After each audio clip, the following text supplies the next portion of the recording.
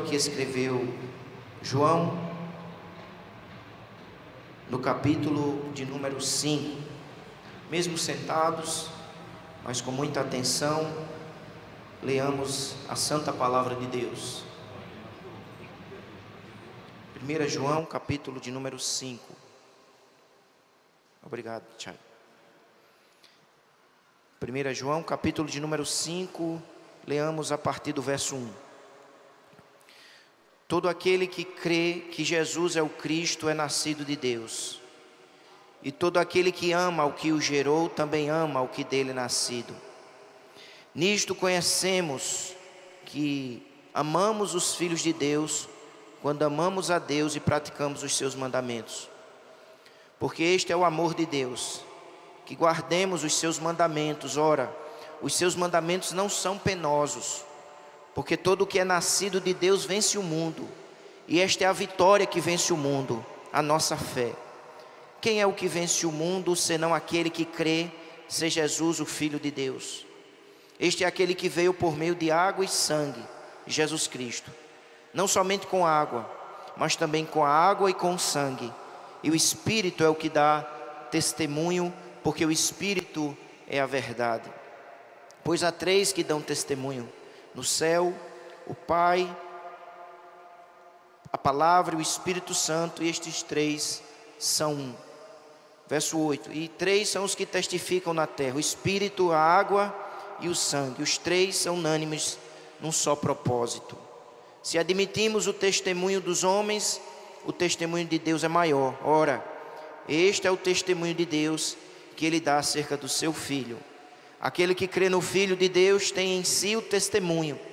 Aquele que não dá crédito a Deus o faz mentiroso, porque não crê no testemunho que Deus dá acerca do seu Filho. E o testemunho é este: que Deus nos deu a vida eterna, e esta vida está no seu Filho. Aquele que tem o Filho tem a vida.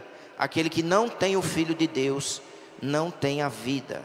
Estas coisas vos escrevi, a fim de saberdes que tendes a vida eterna, a vós outros que credes em o nome do Filho de Deus. Vamos orar mais uma vez. Pai, somos gratos a Ti por esse tão maravilhoso privilégio que temos de nos reunirmos nessa casa de adoração a Ti e nos alegrarmos na Tua presença.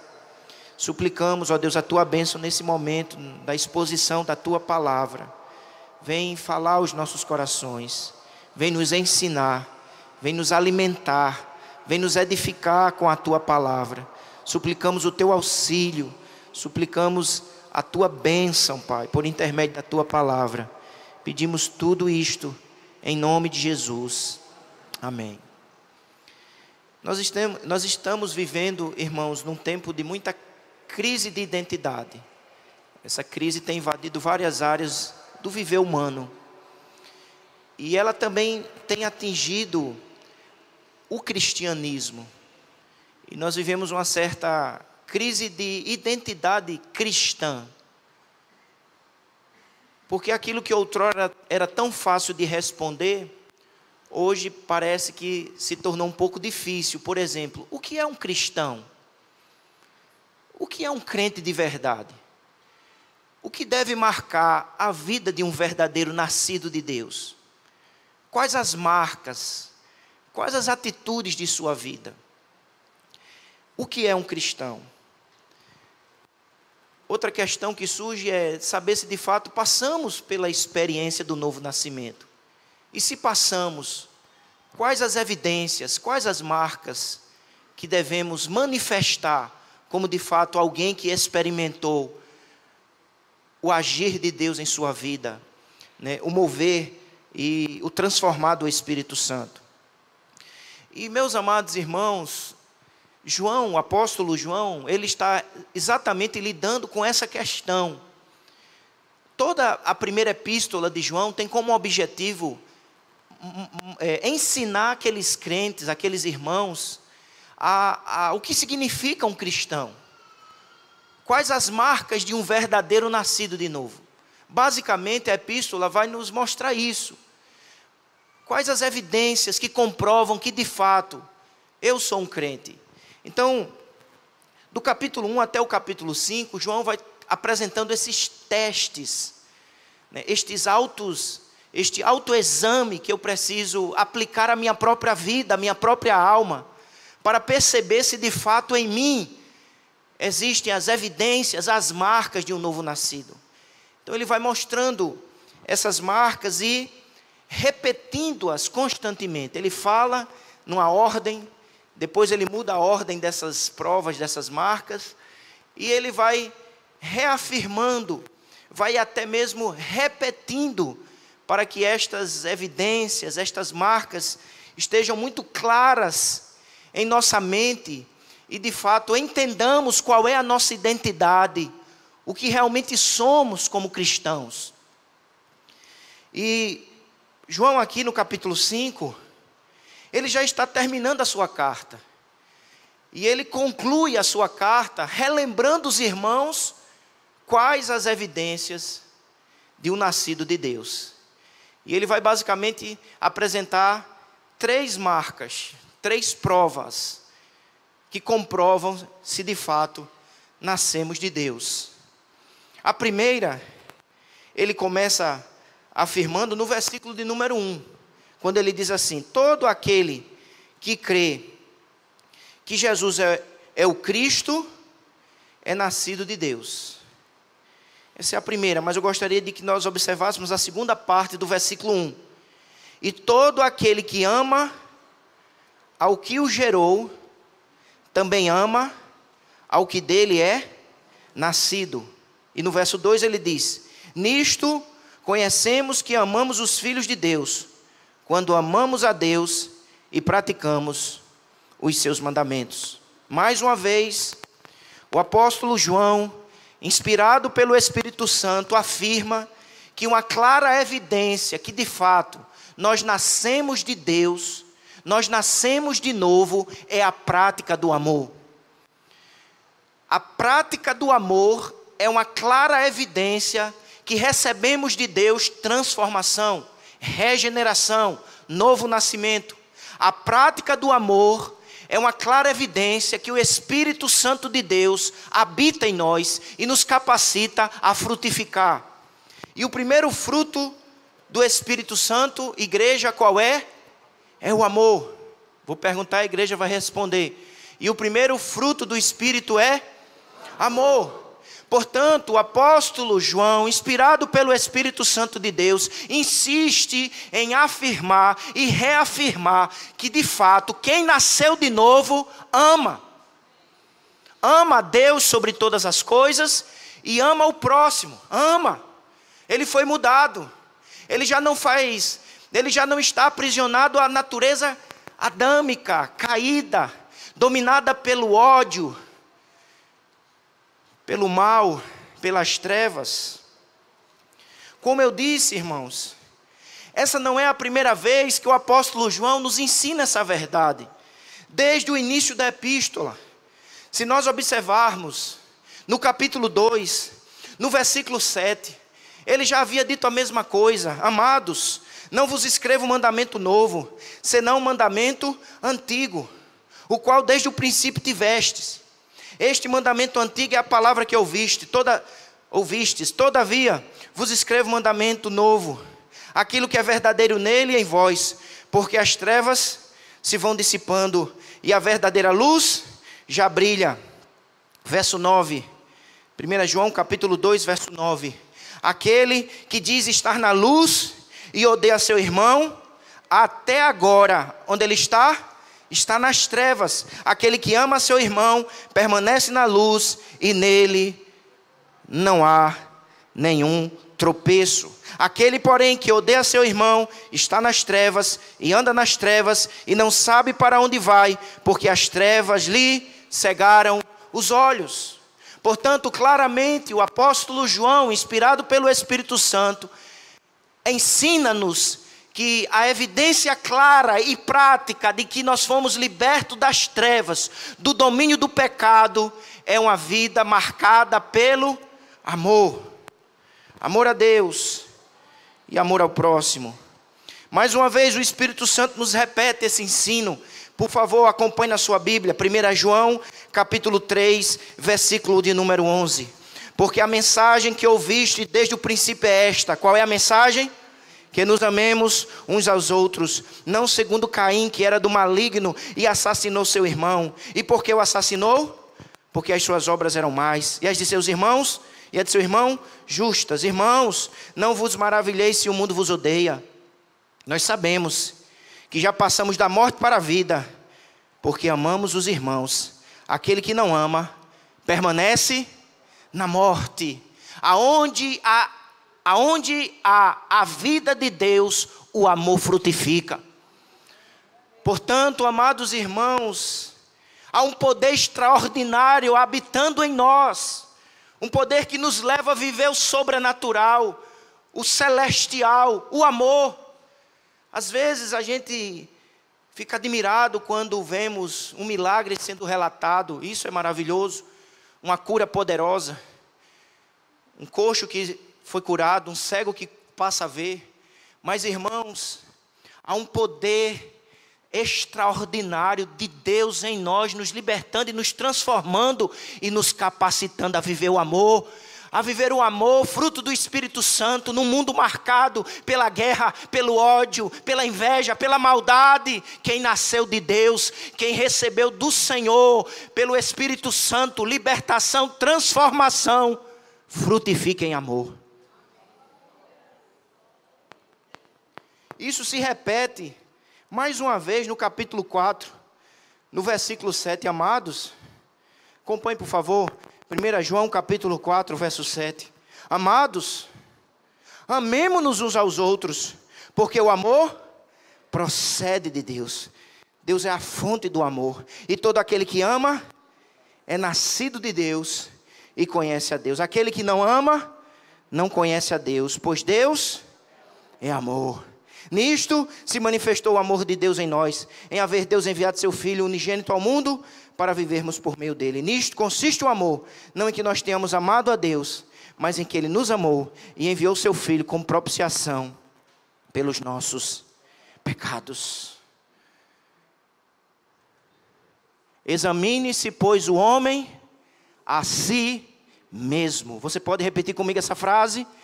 Examine-se, pois, o homem a si mesmo. Quem nasceu de Deus, quem recebeu por misericórdia e graça, poder do Espírito, é transformado, liberto das trevas, do ódio e do pecado, para frutificar em amor.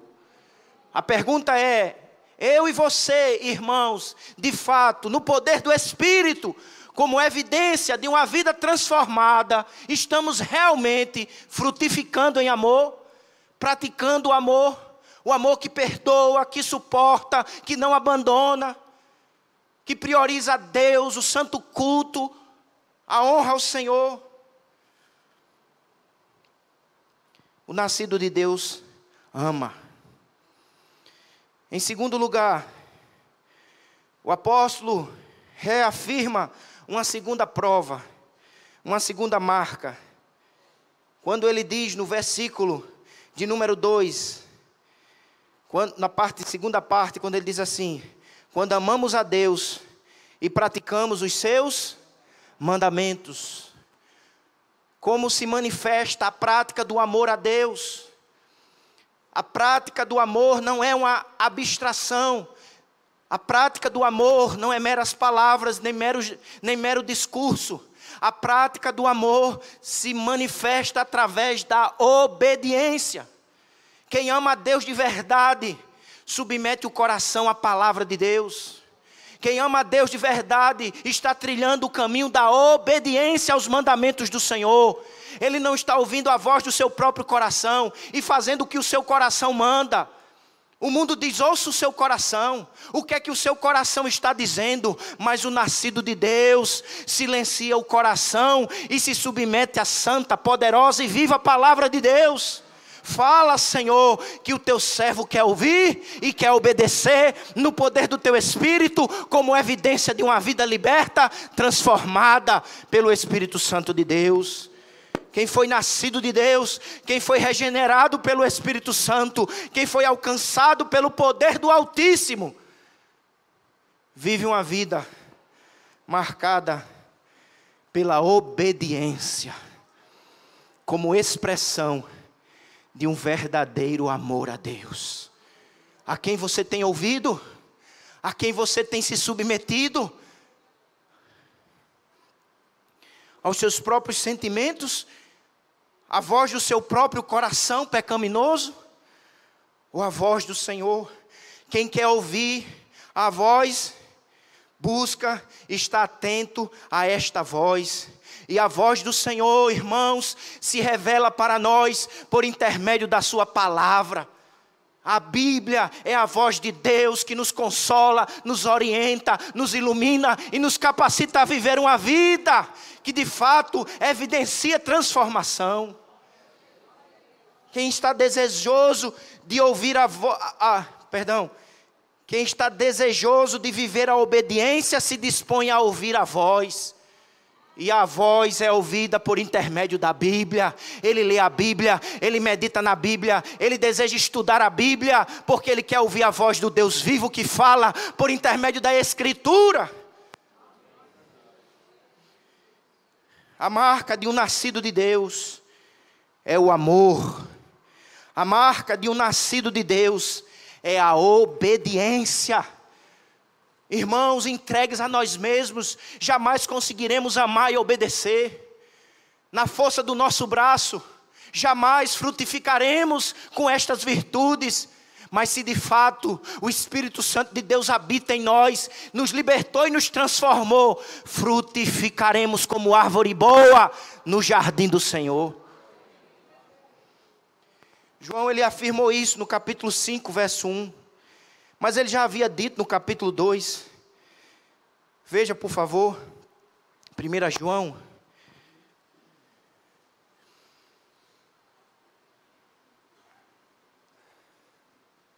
Capítulo 2, verso 3. Ora, sabemos que temos conhecido por isto. Qual é a evidência? Se guardamos os seus.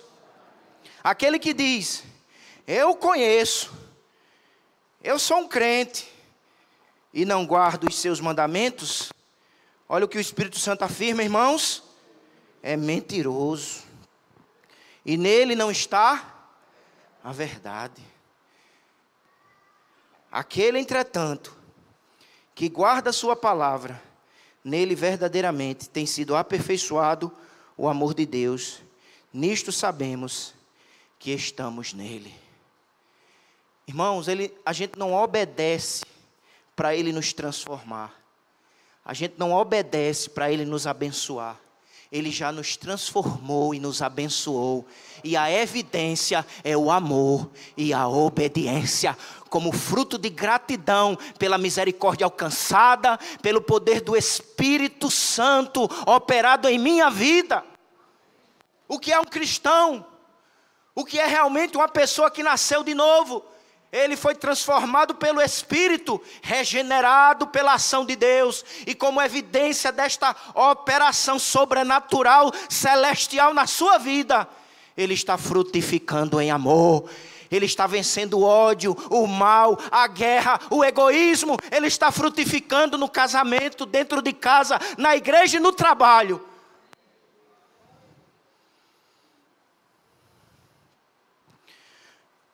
Um estudioso bíblico disse assim: o amor a Deus não é tanto uma experiência emocional como a obediência moral. O amor a Deus não é tanto uma experiência emocional, mas obediência moral. É isso que Jesus diz. João, ao escrever estas palavras, irmãos, ele está em harmonia com o Espírito de Jesus Cristo.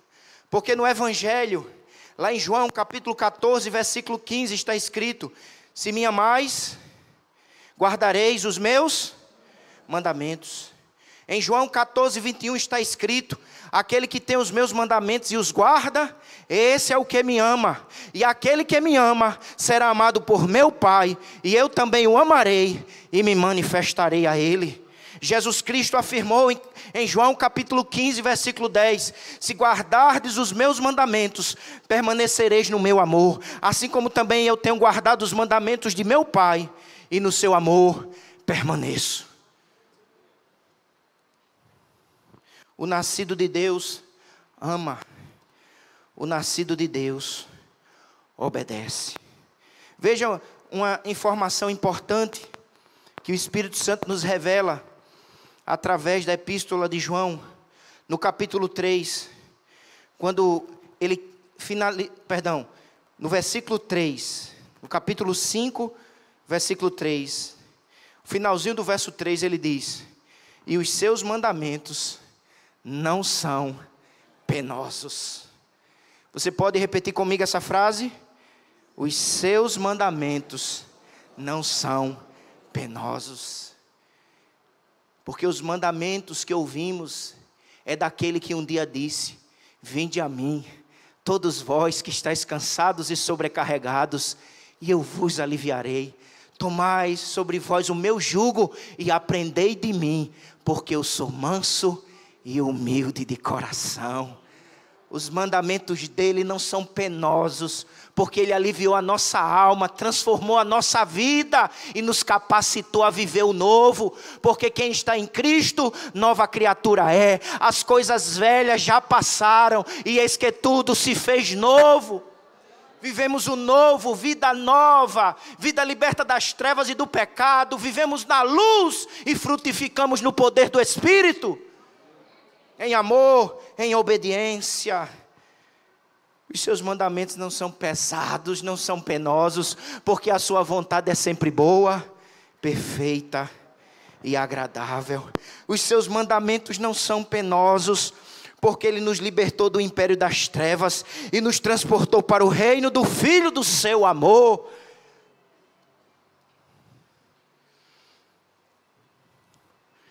Mas em terceiro lugar,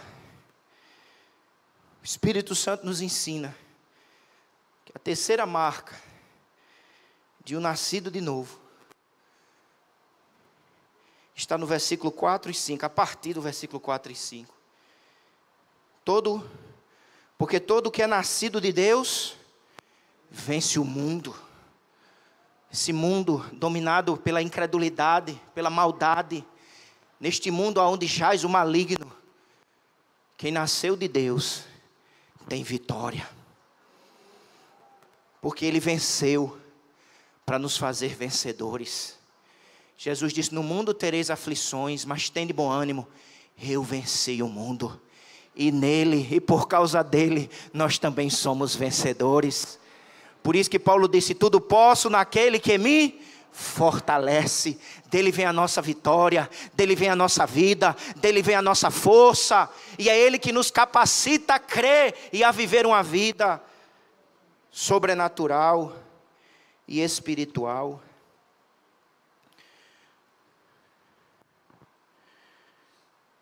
Meus amados, o comentarista bíblico diz: como Jesus é vitorioso, nós também temos a vitória nele.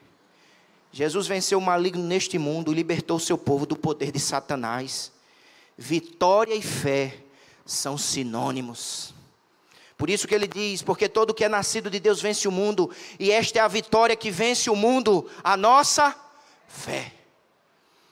Mas observemos o versículo 5: quem é o que vence o mundo, senão aquele que crê ser Jesus, o Filho de Deus. A nossa fé tem um alvo, a nossa fé tem um fundamento, a nossa fé tem um alicerce, e a nossa confiança, a nossa dependência está em Jesus Cristo. Não é fé na fé, é fé nele.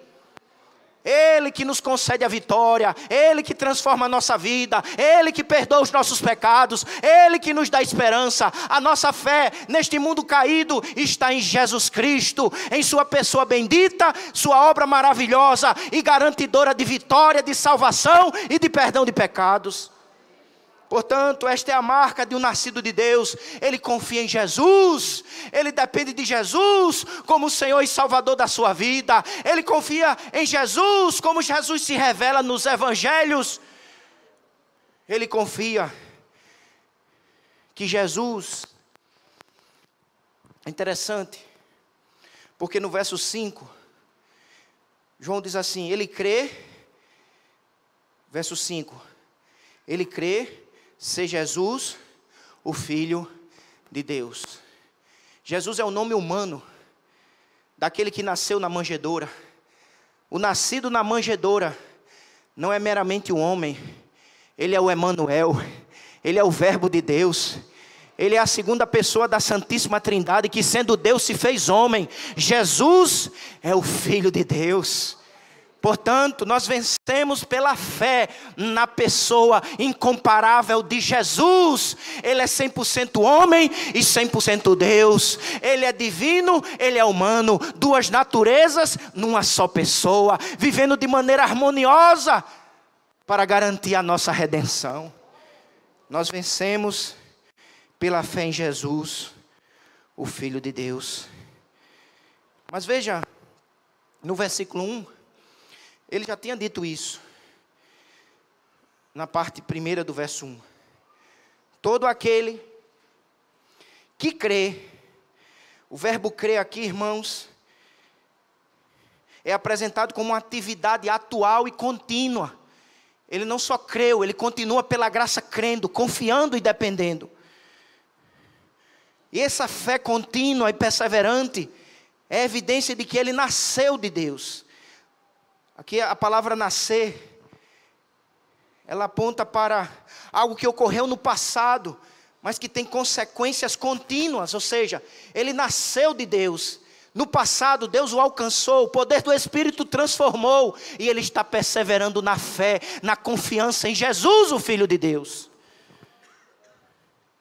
Veja o que diz, todo aquele que crê que Jesus é o Cristo, é nascido de Deus.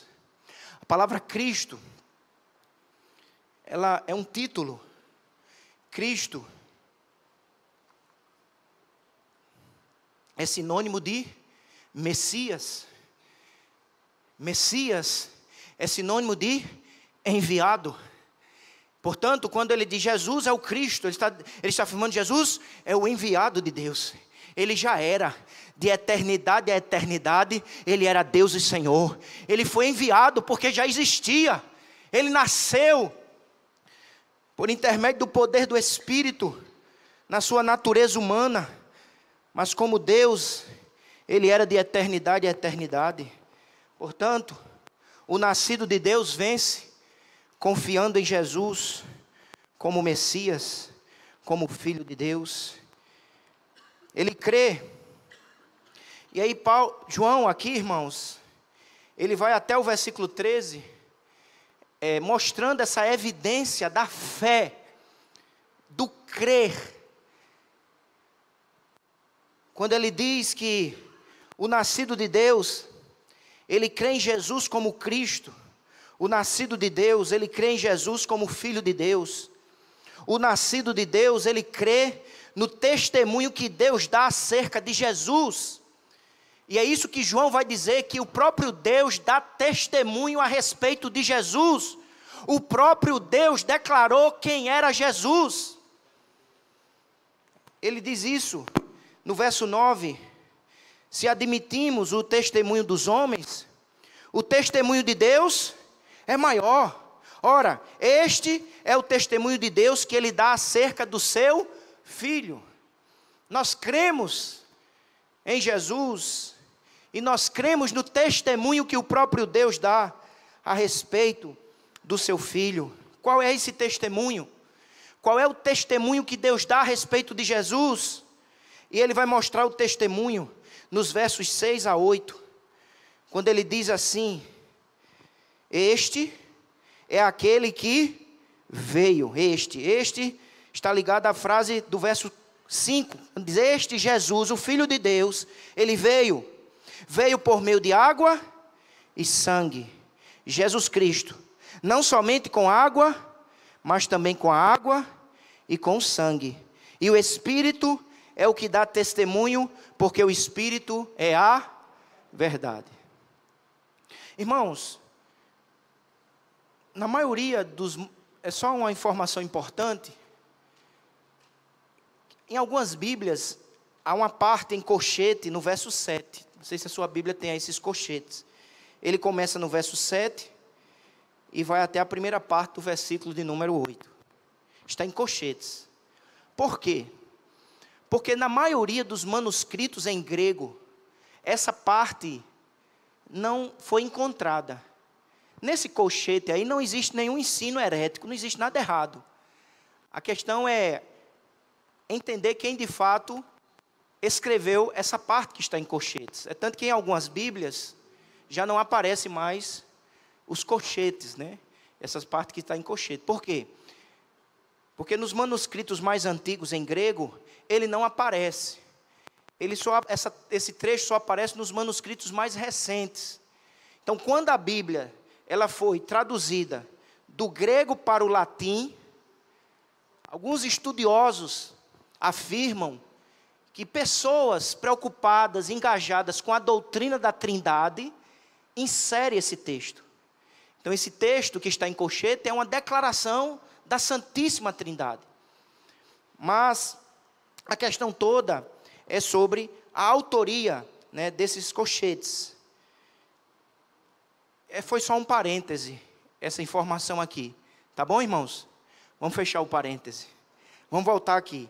Portanto, eu gostaria que nós observássemos essa parte que ele diz que 3 testificam do verso 6, juntando com o verso 8. A parte 7, pois há 3 que dão testemunho. 7a. Aí veja agora o 8, parte B. O Espírito, a água e o sangue. E os 3 são unânimes num só propósito. Então o apóstolo João, ele está afirmando que Deus dá testemunho da pessoa e da obra de Jesus. E o nascido de Deus crê em Jesus. O nascido de Deus crê no testemunho que Deus Pai deu a respeito de Jesus.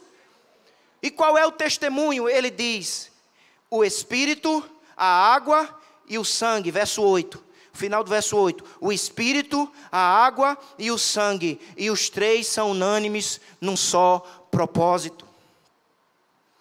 Portanto, ele afirma que 3 dão testemunho. E quando nós lemos o Evangelho, irmãos, claramente percebemos que o Espírito está testificando como aquele que testemunhou o nascimento, o batismo, os ensinamentos e o ministério de Jesus. Ao lermos João capítulo 1, versículo 33, descobrimos o seguinte, João Batista, eu não o conhecia, aquele porém que me enviou a batizar com água me disse, aquele sobre quem vires descer e pousar o Espírito, esse é o que batiza com o Espírito Santo. Os apóstolos afirmaram em Atos 5,32, ora, nós somos testemunhas destes fatos, e bem assim o Espírito Santo.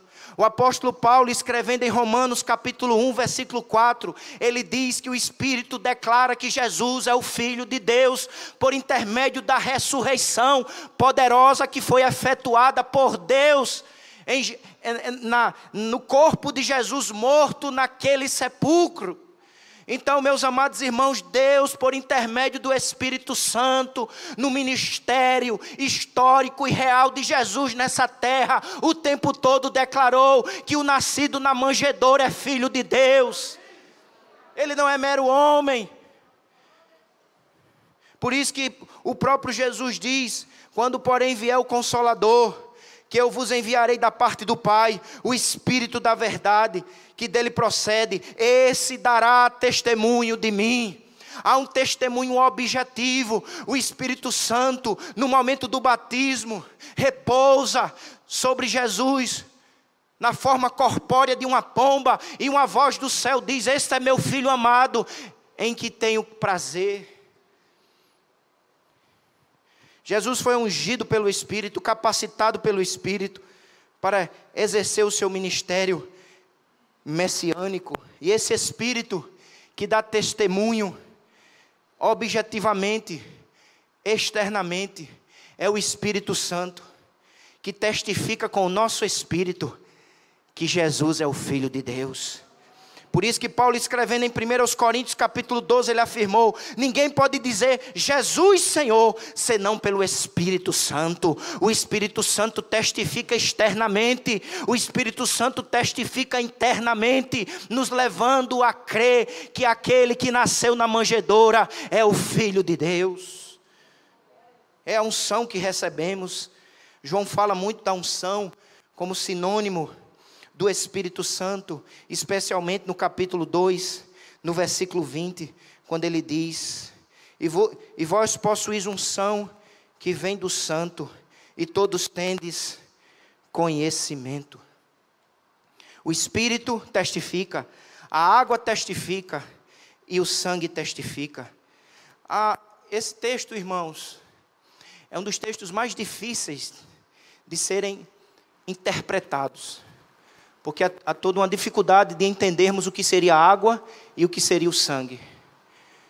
Mas, de um modo geral, os estudiosos bíblicos compreendem que a água aponta para o batismo de Jesus. Exatamente o início do seu ministério. Do início ao fim, a água é o batismo, o sangue é a morte. Do início ao fim, o Espírito Santo está declarando que Jesus é o Filho de Deus.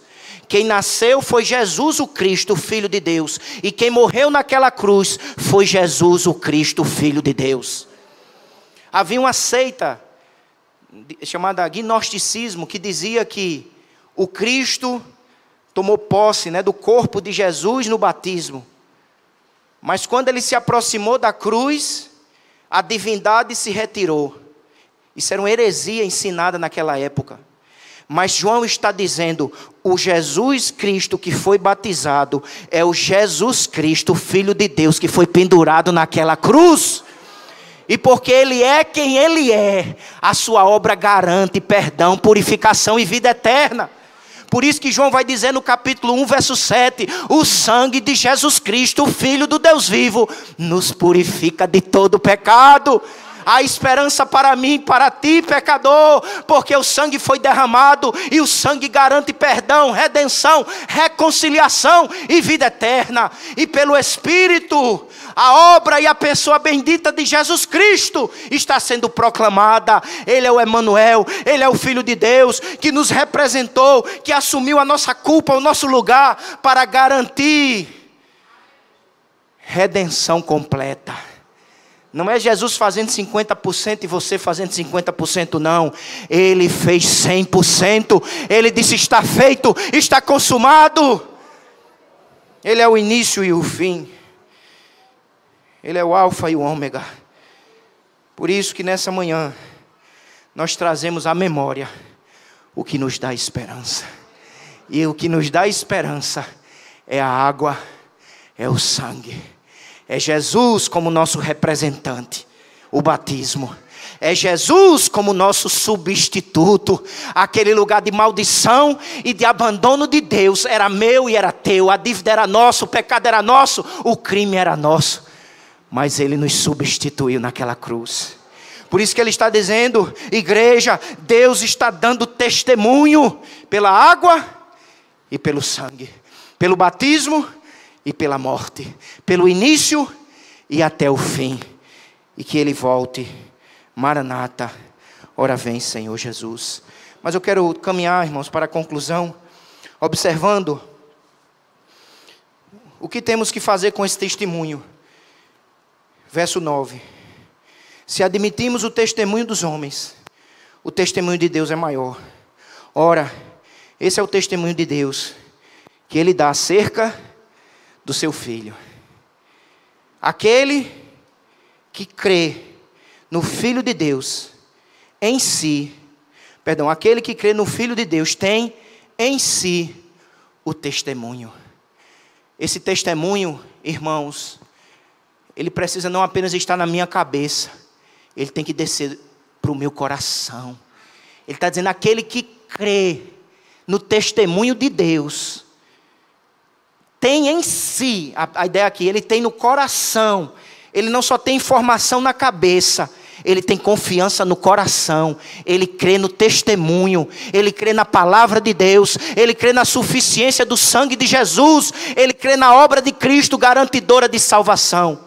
Ele tem em si mesmo testemunho. Aquele que não dá crédito a Deus, o faz mentiroso, porque não crê no testemunho que Deus dá acerca do seu Filho. O que é um crente, irmãos? É apenas alguém que frequenta a igreja? O que é um cristão de verdade? É apenas alguém que passa pelos ritos da religião? O que é um crente de verdade? É alguém que foi transformado pelo poder do Espírito. E porque ele foi transformado, ele ama, ele obedece e ele crê em Jesus de coração. Ele confia em Jesus. Ele não confia em si mesmo, em suas obras, em seus méritos. E o testemunho é este, verso 11.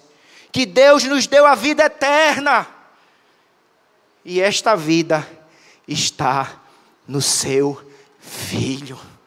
A vida eterna, irmãos. A vida abundante, a vida verdadeira. E esta vida verdadeira e abundante é somente desfrutadas pelos que têm Jesus. Quem tem Jesus tem tudo. Quem não tem Jesus não tem absolutamente nada. Mesmo que ele tenha riquezas, famas, aplausos nesse mundo, ele não tem absolutamente nada. Porque só quem tem Jesus tem vida plena, vida real, vida perdoada, vida transformada, vida liberta. E o testemunho é esse, que Deus nos deu, irmãos, é graça, superabundante graça, não é mérito, não é dádiva. Ele nos amou primeiro, nada merecíamos, éramos inimigos de Deus, estávamos distantes do Senhor. Mas a Bíblia diz que o Filho do Homem veio buscar e salvar o que se havia perdido. Ele foi ao nosso encontro, Ele nos caçou e nos encontrou. E quando nos encontrou, estávamos mortos nos nossos delitos e pecados, mas mesmo assim Ele nos amou. Ele amou defuntos, mortos espiritualmente, e a estes mortos Ele deu vida e vida em abundância. Vida verdadeira, vida espiritual, vida real, vida que frutifica para a glória de Deus. Aquele que tem um filho, tem a vida. Aquele que não tem um filho de Deus, não tem a vida. João aqui nos versos 11 e 12, está falando da vida eterna. Quem tem Jesus tem vida eterna. Quem confia em Jesus de verdade. Quem se arrependeu de seus pecados e voltou-se para Jesus. Mas ele termina dizendo que o Espírito Santo quer que desfrutemos de vida e de certeza. Porque a pior coisa, irmãos, é a insegurança. Só quem se alegra é quem tem certeza do que tem. Se você ganhou um prêmio, mas você não sabe que ganhou ainda, você se alegra com um prêmio que não sabe que ganhou? Mas quando você sabe que ganhou de verdade, você se alegra. Portanto, o Espírito Santo quer que tenhamos o prêmio, a vida eterna. Mas não só tenhamos, mas desfrutemos também de certeza de vida eterna. Por isso que ele diz, estas coisas, verso 13, vos escrevi, a fim de saberdes que tendes a vida eterna. A vós outros, que igreja? Que credes em o nome do Filho de Deus.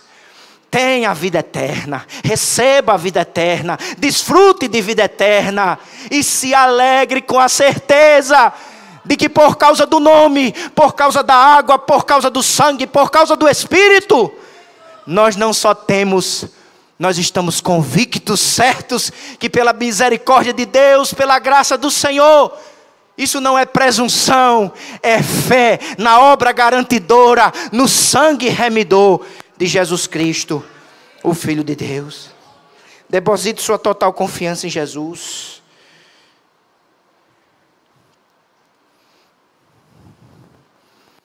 Em nome de Jesus. Por isso que a gente sempre canta no nosso hinário. Que segurança, sou de Jesus. Por Ele agora, vivo na luz. Eu queria encerrar essa mensagem, cantando apenas a primeira estrofe e o refrão desse hino, agradecendo a Deus aquilo que somos. Quero chamar aqui os cantores, Chay, Esdras, os dois Esdras aí, né? Você nasceu de novo? Você é um crente de verdade? Eu não estou perguntando se você frequenta essa igreja. Eu estou perguntando: o Espírito Santo já lhe alcançou com regeneração? Comprove a cada dia, frutifique em amor, em obediência, em fé. Fé em Jesus, fé na obra de Jesus, que garante a vida, o presente, que perdoou o nosso passado pelo sangue de Jesus, nos libertou e nos sustenta no presente e garantirá o nosso futuro glorioso. Tenha certeza. 409. Que segurança! Sou de Jesus, por Ele agora vivo na luz.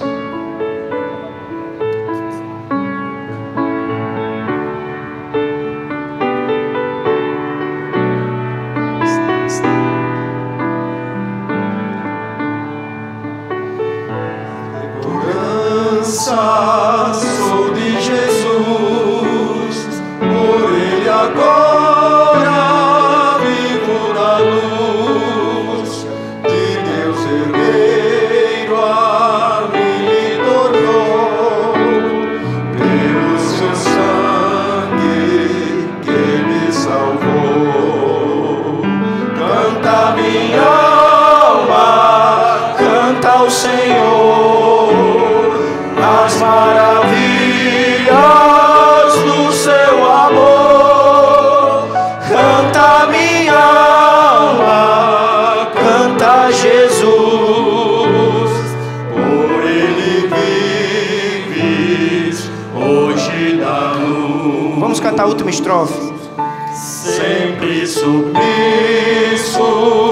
quero viver sua vontade, sempre fazer, rejubilando a todos contar que meu Jesus me veio salvar. A igreja bem forte. Canta minha alma, canta ao Senhor as maravilhas